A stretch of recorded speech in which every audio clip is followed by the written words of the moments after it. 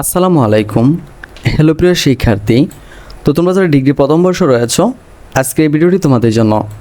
আমাদের আজকের টপিক গার্হস্থ্য অর্থনীতি প্রথম পত্র, সহজ করতে হচ্ছে গার্হস্থ্য প্রথম পত্র। তো যাদের এই টপিকটি রয়েছে প্রথম থেকে শেষ পর্যন্ত দেখতে থাকো, আর যাদের সাজেশনগুলো লাগবে তারা সরাসরি আমাদের সাথে কন্ট্যাক্ট করতে পারো। তো চলো বেশি কথা না বাড়িয়ে আমি তোমাদেরকে ক বিভাগ থেকে কিছু প্রশ্ন দেখিয়ে দিয়েছি।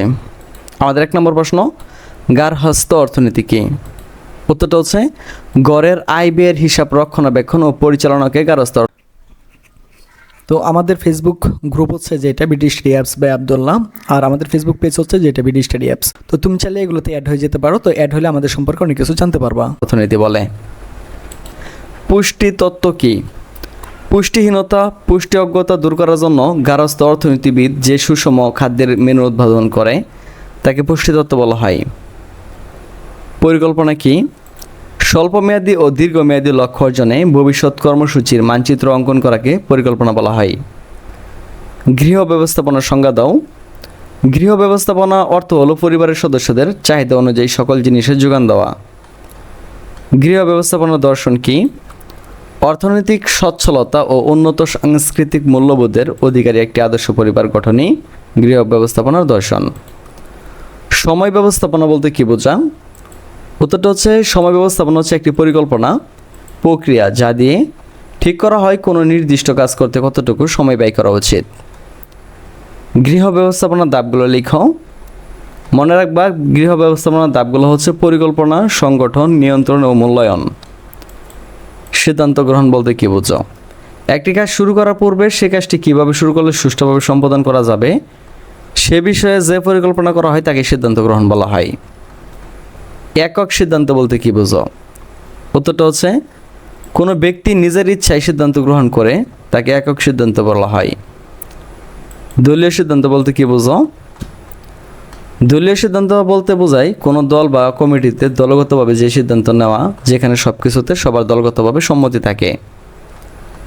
গৃহ ব্যবস্থাপনার লক্ষ্য কী? উত্তরটা হচ্ছে গৃহ ব্যবস্থাপনার লক্ষ্য হচ্ছে পরিবারের মান ও মূল্যবোধ বজায় রেখে সুষ্ঠু ব্যবস্থাপনার মাধ্যমে নির্দিষ্ট লক্ষ্য অর্জনের প্রচেষ্টা চালানো। প্রেষণা কী? প্রেষণা হচ্ছে একটি প্রক্রিয়া যার মাধ্যমে অন্যকে দিয়ে অধিক কাজ করিয়ে নেওয়া যায়। গৃহ ব্যবস্থাপনায় প্রেষণা সৃষ্টিকারী উপাদানসমূহ কয়টি ও কী? কে রয়েছে 3টি। মূল্যবোধ, লক্ষ্য ও মান। মূল্যবোধ কী?